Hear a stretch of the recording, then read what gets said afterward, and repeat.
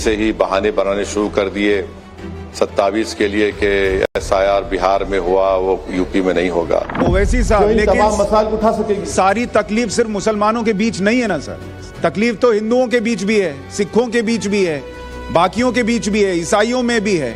आप सिर्फ उठाने की बात करते हैं मुसलमानों को। ये पूछ रहा हूं मैं आपसे, आप ऐसा क्यों करते हैं? सिस्टम को कौन बदलेगा? जो सत्ता में सिस्टम बदल रहे हैं।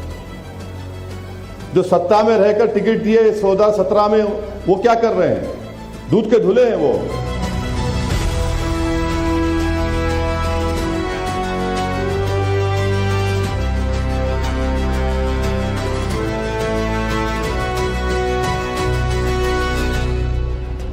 जो तुम्हारे बाप से नहीं डरता तुम उसको चरमपंथी कहते हो। कि अब हमको मुख्यमंत्री नहीं चाहिए, अब हमको मुख्यमंत्री का पोस्ट चाहिए।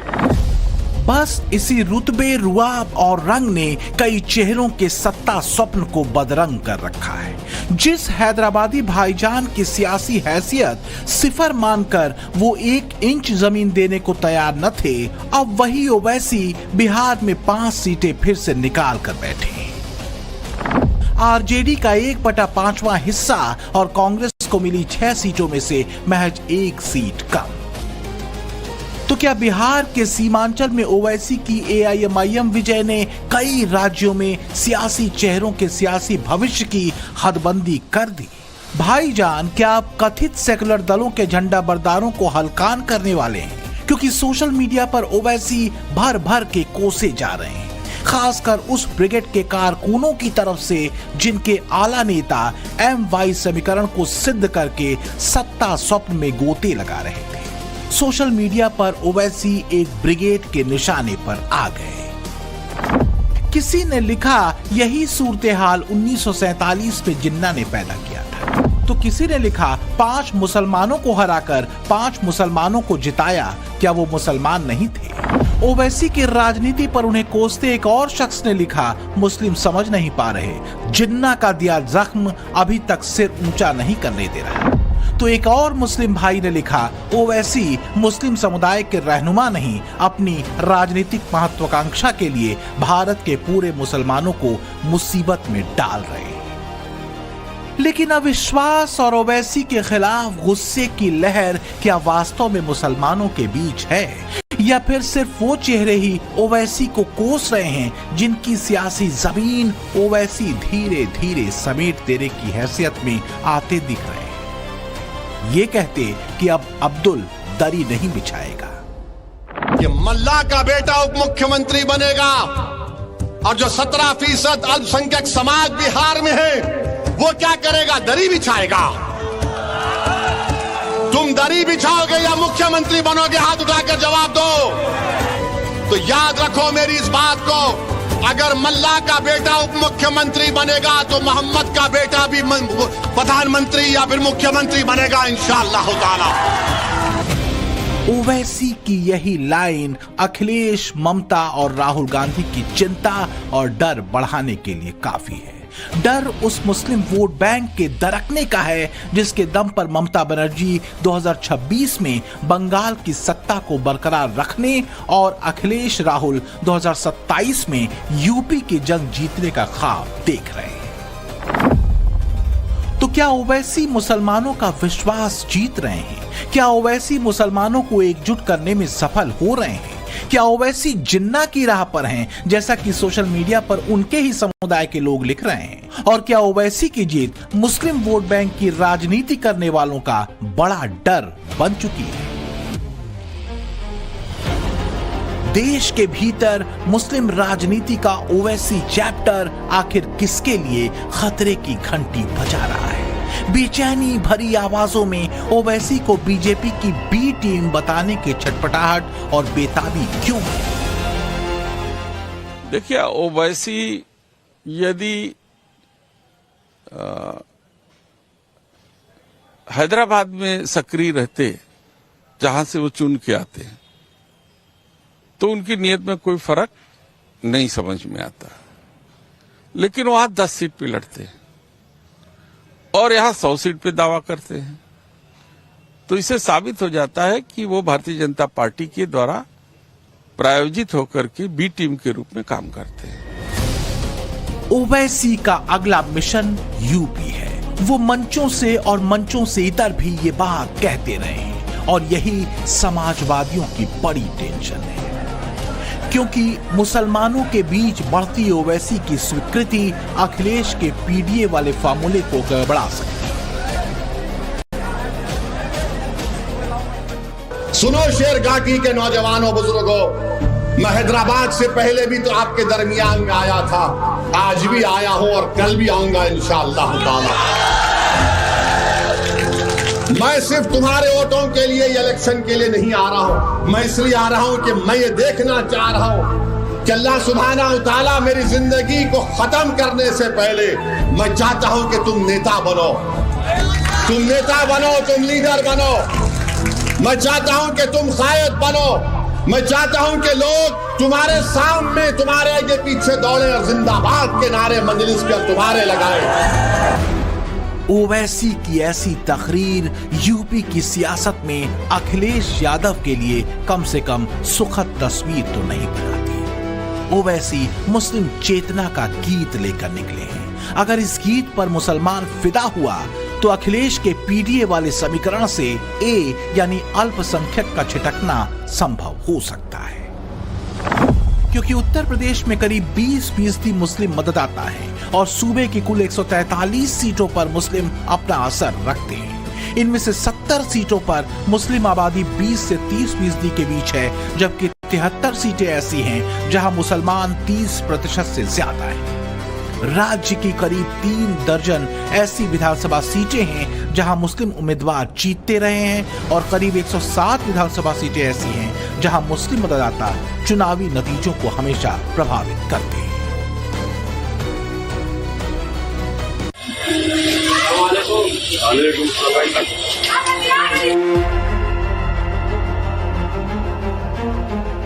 धर्म की लाइन भले महीन हो लेकिन संवेदनशील होती है। ओवैसी जानते हैं कि उम्मत की लाइन पर चली उनकी सियासत उन पार्टियों के कोर वोटर्स के एक धड़े को अलग कर देने का मादा रखती है जिनके नेता उस खास वोट बैंक के चेहरे नहीं। यूपी में ओवैसी समाजवादी पार्टी के उन मुस्लिम चेहरों के बहाने भी अखिलेश पर निशाना साधते हैं जो कानूनी बचड़े में फंसे हैं। अखिलेश साहब, इल्जाम तो हम पर ही लगता है ना, आप पर तो कुछ नहीं लगता। रिवर फ्रंट आप बनाए, आप पर कोई इल्जाम नहीं। लखनऊ से कानपुर रोड आप बनाए, आप पर कोई इल्जाम नहीं। आपने सब कुछ किया, आपके 10-10 उंगलियां घी में थी, मगर आजम पर इल्जाम लगा बकरी चोरी का और भैंस चोरी का। ये इल्जाम सिर्फ हम पर लगता है, ये 60 साल से हम पर इल्जाम लग रहा है।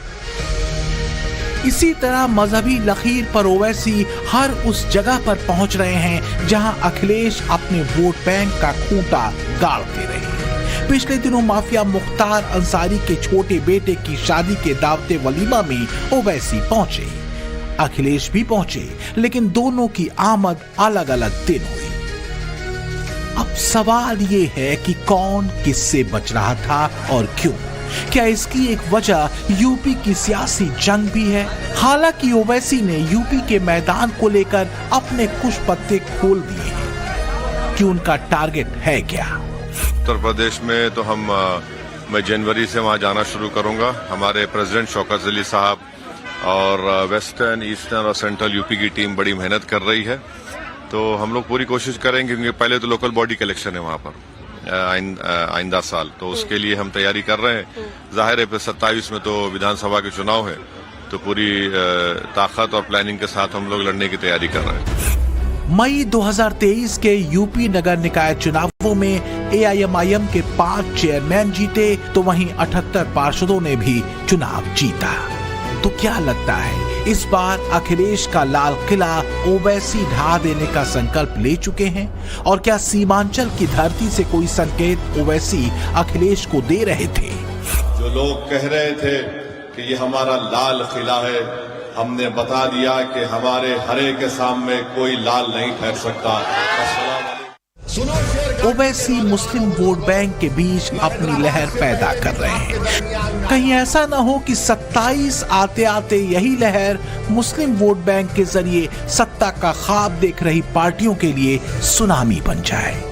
देखिए, घबराहट तो ओवैसी ने पैदा कर दी है। बिहार चुनाव के बाद में समाजवादी पार्टी में खलबली है। अखिलेश यादव के अंदर इस बात की घबराहट है। एक संकेत अखिलेश यादव को दे रही हैं कि या तो आप ओवैसी को अपने गठबंधन में शामिल करिए या फिर मुसलमानों को इग्नोर करना छोड़ दीजिए।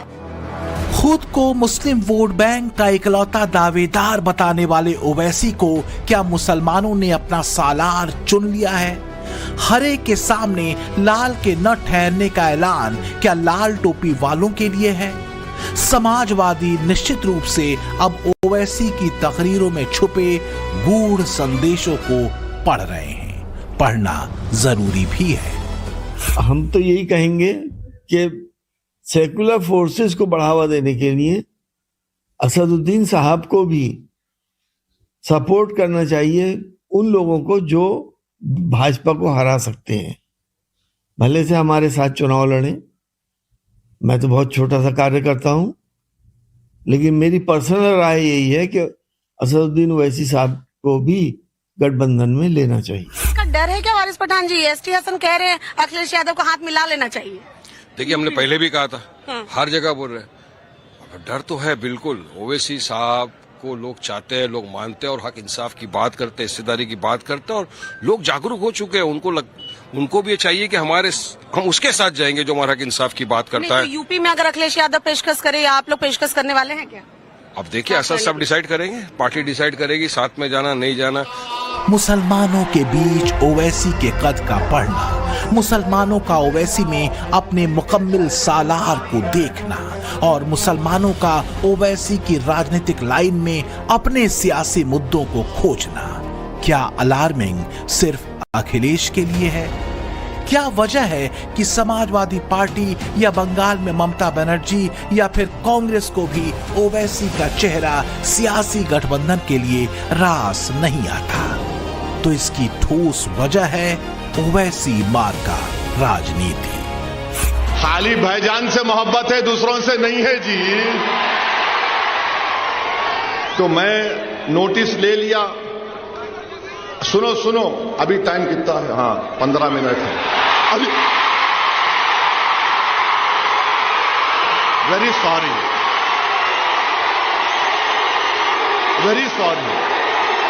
9:45।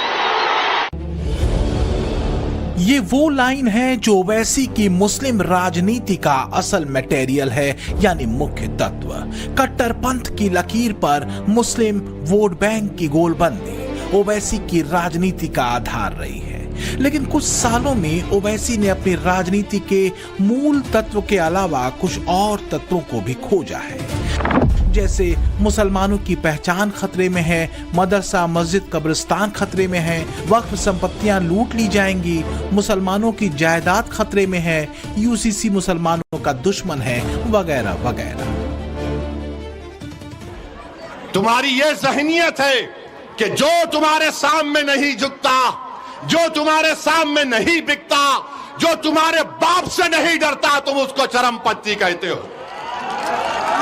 मेरे अजीज दोस्तों और बुजुर्गों, ये सोच उस शख्स की है जो बिहार का मुख्यमंत्री बनना चाहता है। क्यों मुख्यमंत्री बनना चाहता है? 15 साल परिवार को मिले। अब हमने क्या कहा, मजलिस ने क्या कहा, जब 3.5% के मल्ला बरादरी वाले उप मुख्यमंत्री बनने का ऐलान करते हैं, तो फिर 17% मुसलमान अल्पसंख्यक समाज के क्या करेंगे? मैंने कहा कि अब हमको उप मुख्यमंत्री नहीं चाहिए, अब हमको मुख्यमंत्री का पोस्ट चाहिए। तो क्या ओवैसी ने मुसलमानों के बीच एक भरोसा इन मुद्दों की वजह से बनाया, या असली वजह सिर्फ ये है कि वो एक मुसलमान है? हमने कई शहरों में मुसलमानों से ओवैसी की लीडरशिप को लेकर सवाल पूछा। नहीं, एजुकेटेड हैं, आवाज उठाते हैं, मगर उनका यहाँ कुछ नहीं है। यूपी में नहीं है, यूपी में अदर उनके स्टेट के अलावा और कहीं कुछ नहीं है। बहुत बड़ी खतरे की घंटी है। इंशाअल्लाह ये 10 सीट लाए या 20 सीट लाए, लेकिन ये भारतीय जनता पार्टी के लिए बहुत बड़ी खतरे की घंटी है। और इंशाअल्लाह ये जितनी भी सीट लाएगी ये मुसलमानों के हक में बात होगी। मुसलमान उत्तर प्रदेश का बहुत समझदार है और वो ओवैसी साहब को पहले भी पसंद नहीं किया, आज तक कोई सीट नहीं है उनकी और ना ही आगे कोई ऐसा है कि भाई मुसलमान इधर चले जाएंगे, ऐसा कुछ नहीं है। और बात ओवैसी के तो हम तो समझते हैं ओवैसी जो है मुसलमानों को बहुत बड़ा नुकसान कर रहे हैं और वो ओट कठुआ नेता हैं और बीजेपी की बी टीम है।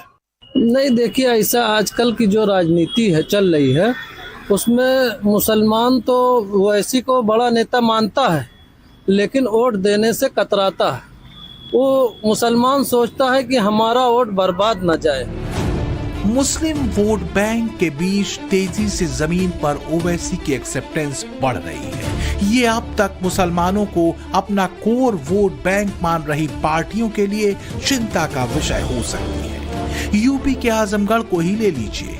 समाजवादी पार्टी का गढ़ माने जाने वाले इस इलाके में AIMIM की जड़ें गहरी हो रही हैं।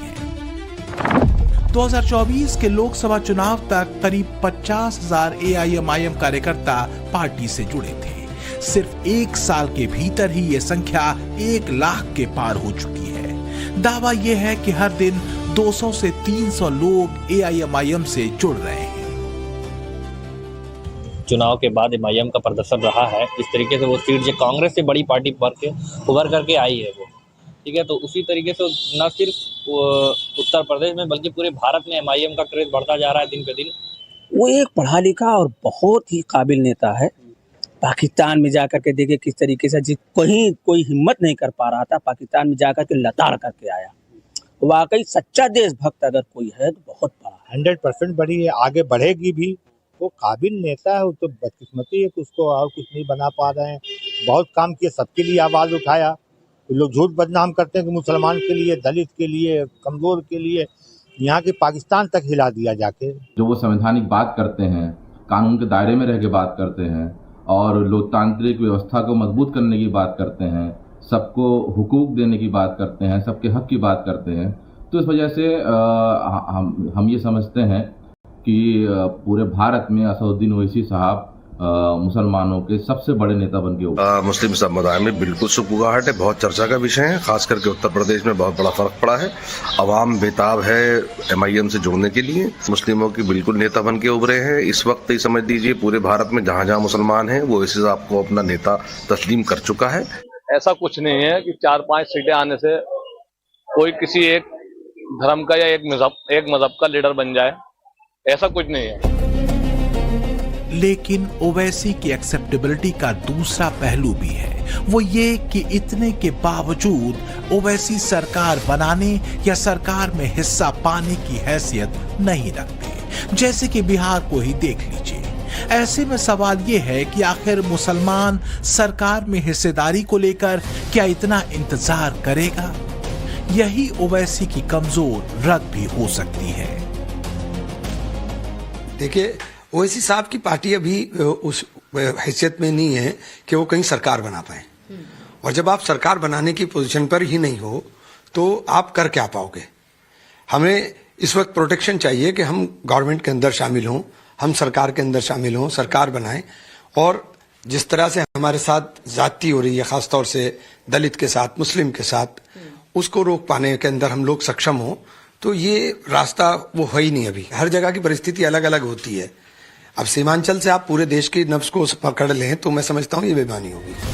कांग्रेस ओवैसी को बीजेपी की बी टीम कहती है, समाजवादी पार्टी भी ओवैसी को बीजेपी की बी टीम कहती है, तो बंगाल में ममता बनर्जी भी ओवैसी को बीजेपी की बी टीम बताती है।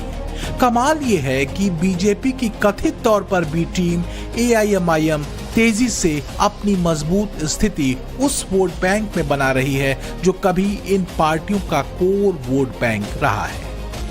अगले साल चुनाव बंगाल में होने हैं। ओवैसी का बिहार वाला रिपोर्ट कार्ड और मुस्लिम मतदाताओं के बीच बढ़ती उनकी पैठ ममता दीदी के लिए टेंशन की वजह हो सकता है।